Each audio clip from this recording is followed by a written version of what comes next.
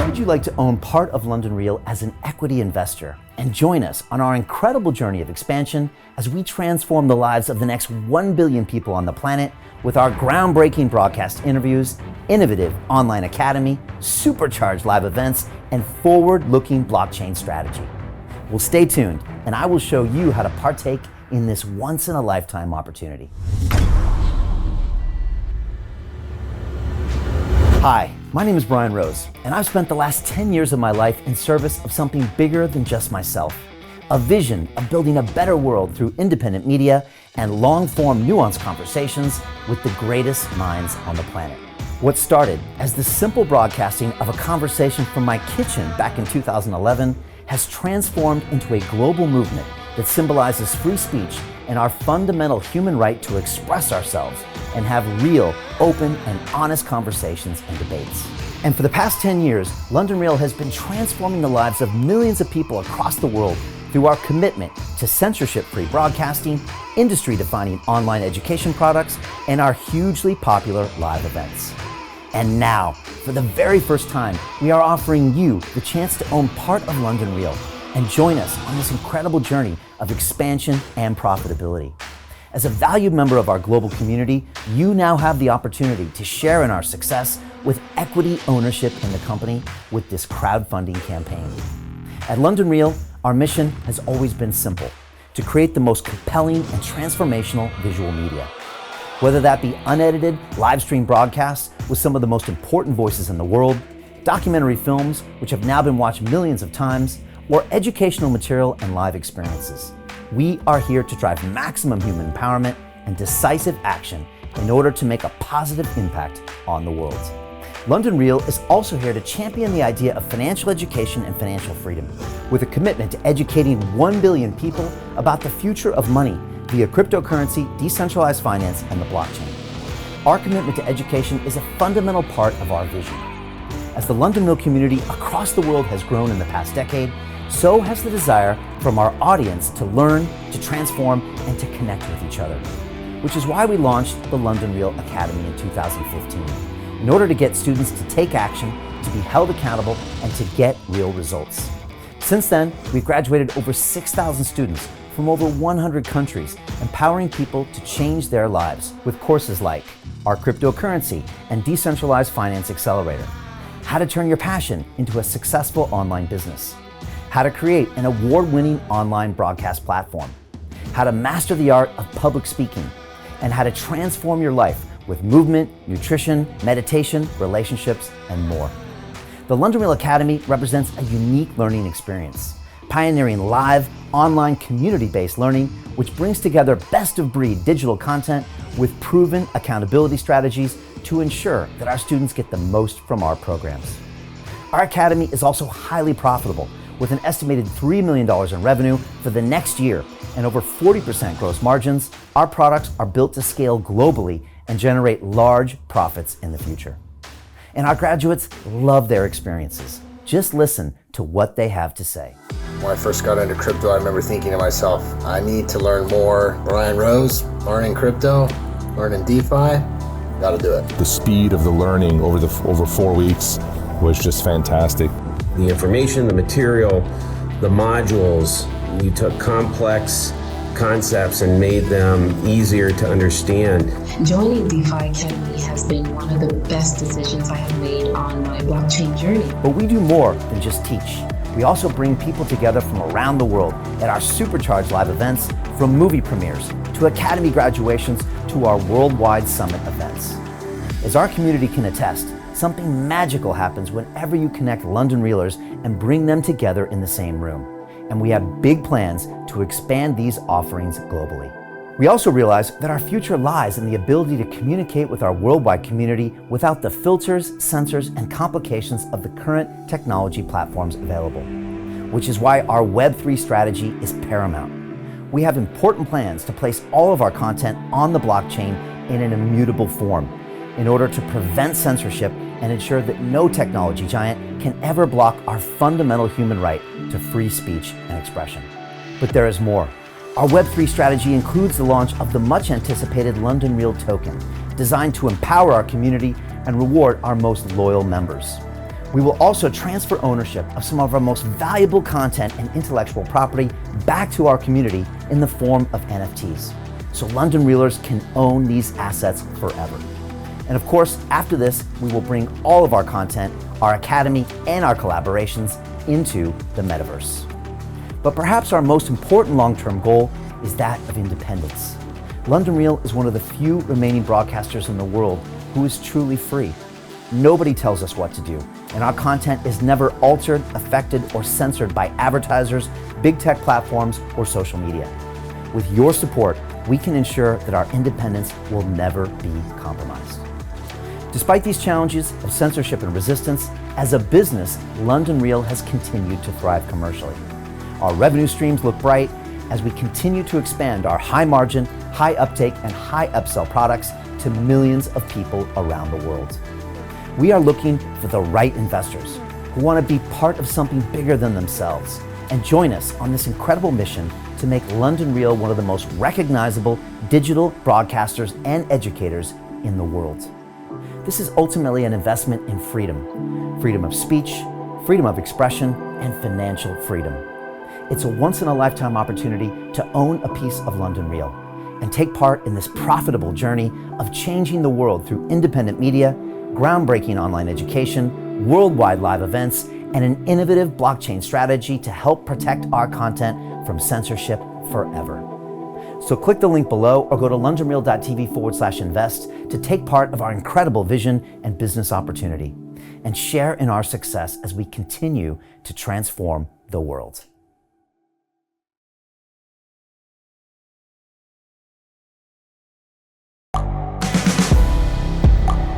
The world is changing. Inspiration is everywhere. It has never been so easy to connect, share, and bring people together. We're learning from others and finding the best in ourselves. Challenging our beliefs. Sharing our vulnerability. Overcoming our fears. Transforming ourselves so we can transform the world. How far can we go? This is London Reel. I am Brian Rose. My guest today is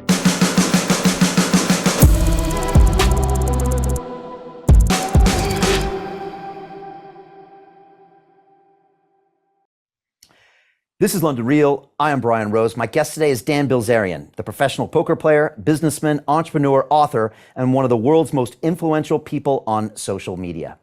After being discharged from the military following a 4-year service and 2 Navy SEAL Hell Weeks, you attended the University of Florida, where you spent time learning to gamble. You then entered the World Series of Poker in 2009, became a full-time professional and one of the most recognizable players on the circuit, soon amassing a huge fortune. With over 44 million followers on social media, you're known as the king of Instagram, thanks to your regular updates featuring your lavish lifestyle, excessive partying, and bikini-clad models. Today, you're the founder and CEO of the Ignite Cannabis Company, and your new book, The Setup, is a no-holds-barred memoir that lifts the lid on your remarkable rise to global stardom and reveals your unique philosophy on life that has helped you achieve money, fame, and a lifestyle that most can only dream of. Dan, welcome back to London Reel. Thank you, brother. That was a good build-up. We did this. Chicks from now on. Right? I know. I should be part of the setup. We'll talk about that at some point. We did this in London 3 years ago when you came, I think, to introduce Ignite to the UK audience. We sat in a hotel room and the episode, it blew up. I mean, some of your clips are some of our most watched ever. I think Don't Chase Women is like 4 million plus. And, this book is even more interesting because, tell me if I'm wrong, Dan, but you're probably one of the more misunderstood guys out there on the internet. And I'm wondering, first of all, do you believe that's true? And second of all, is that why you wrote this book? Because as people dive into your story, they start to realize that you're not what they think you were, that you had a childhood a lot like a lot of guys that wasn't all glamorous, and that it starts to make sense a little bit more of your decisions. So I'm wondering, why did you write the book? To set the record straight. And lastly, what was the process like of writing the book? I mean, you and I have been DMing for a couple of years, and I think at one point you told me it was like the hardest thing you've ever done. which says a lot after, SEAL training. But tell me, why write this? Why do it now? Man, that was a lot of questions. So first of all, misunderstood is probably the number one adjective I would use to describe me. I kind of lead with my worst, and I don't really, usually talk about any of the good stuff. I feel like I, give people a highlight reel of my life, and that gives them a certain perception of who I am.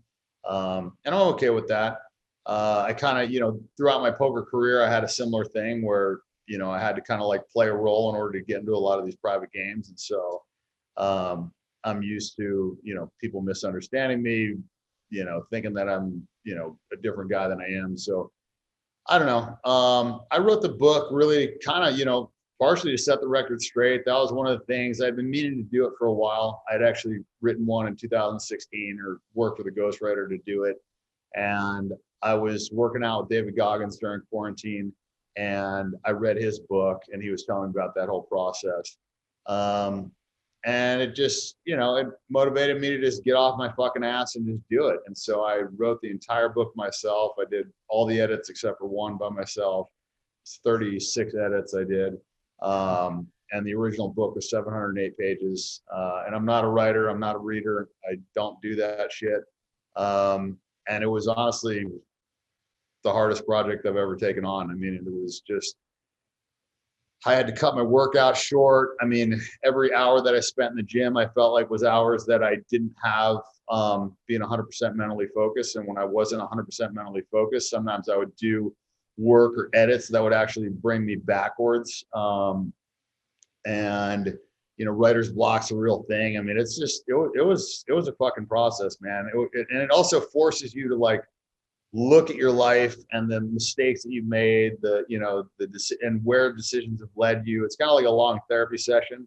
And then in order to write it, I mean, I wrote enough embarrassing shit in there. You have to really dive into stuff like, getting caught jerking off. That was a story that I thought I'd be taken to my grave. Nobody knew about that. I didn't ever obviously talk about it, but I figured, fuck it. If I'm gonna write the book and I'm gonna tell all the good, you got to have the bad with the good, and for people to really know me, they have to understand like a lot of what's happened in my life that I think sent me on the trajectory that I went on.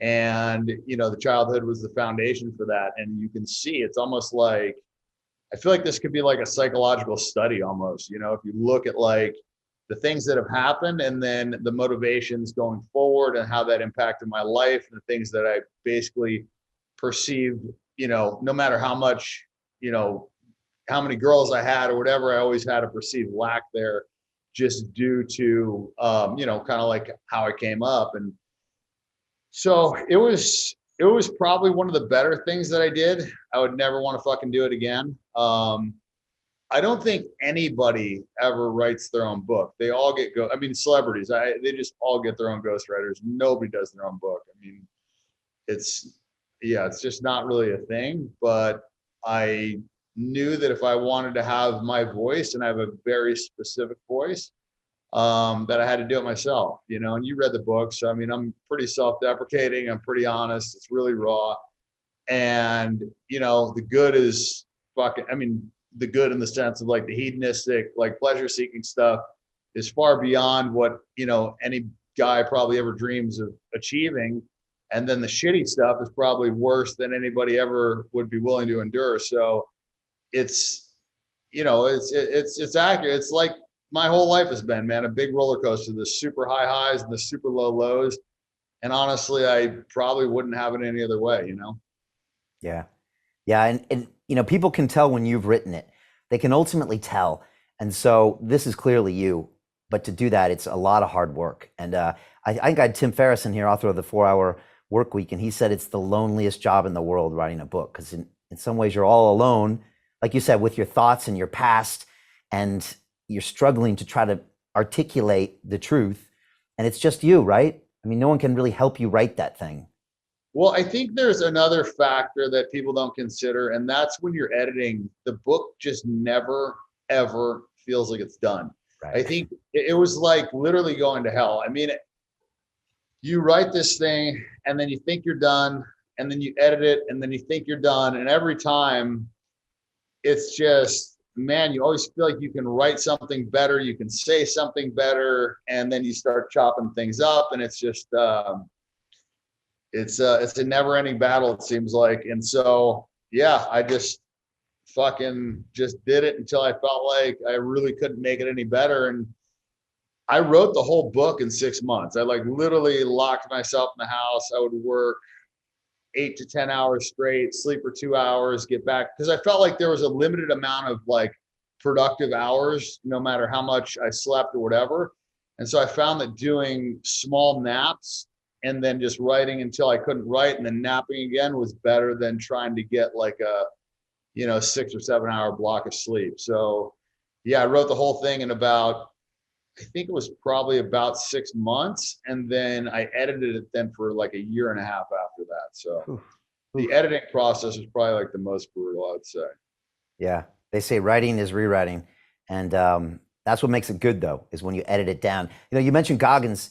He was here a few years ago and he was telling me how he had all these people that were going to help him with the book, and he fired one guy and fired the next guy and fired the next guy. And then he obviously created a great piece of work, that really embodies who he is. And so now it makes sense, if you're training with him and you get to see what he produced and you're thinking, wait, maybe I can jump in here. And the forward's done by David Goggins, which honestly, you two seem like the odd couple. I don't know if anybody remembers that old show on TV where there's two guys. Okay, you both went through SEAL training, but otherwise you guys seem to be very different guys, but obviously you guys are friends. So how did that happen? And how are you guys friends? So I came up to him in 2007 in a Ferrari dealership, the Win. We were both window shopping. And at the time I'd been following him. It was just YouTube shit at the time. They didn't really have any social media back then. And I'd seen that he had ran, it was like 204 miles. He had ran further than a Suburban could go on a tank of gas in 24 hours. And I was just kind of fascinated with that. I was always, pushing my body and doing crazy stuff. And I'd, done the, 510 days of SEAL training and half Ironman and stuff like that. And then I'd been in the, the weightlifting side. So I'd done all that. And I looked at this guy and I'm just like, damn, it's fucking, dude's a beast. Cause he wasn't doing it like a scrawny Ethiopian. Like this dude was like 220 jacked and fucking running ultras, which is just unheard of. And so, yeah, I went up to him and, told him I was a fan, whatever, talked to him for a few minutes, no big deal. And then flash forward, we're at a UFC fight. I think this was 2017 or 18 maybe. And I went up to him again and I said something about like, hey, I'd met you prior. I forget what the fuck I said. Just something. I just said hi to him. Big respect, whatever. You're hitting on David Goggins, basically. You're hitting on him. I was basically fanboying. Just tell him, look, I'm big fan, love your work, whatever. I don't normally do that, man. He's probably like, of all the guys in the world that I could have met, like he was probably top of the list, right? So, so just whatever. Went up to him, said something short. Didn't ask for a picture, and they just talked to him real quick and left. Anyways, he was sitting next to Joe Rogan, and I guess like some people came up to him or whatever, and was like, who the fuck that guy is, blah blah blah, and then they gave him like a full bio on me. And I think he came back up to me, or he DM'd me, or there was some sort of communication there, and then we chatted a few times, and then. I don't think we hung out. We just talked a few times, and then quarantine hit, and I had this, big gym in my house, and he was living in Vegas, and so we connected again. I think, I just can't remember how. Maybe he hit me up, or I hit him up, or whatever it was, or maybe I read his book. I forget what it was, but anyways, we reconnected, started working out, and he was just telling me about. To continue watching the rest of the episode for free, visit our website londonreal.tv or click the link in the description below.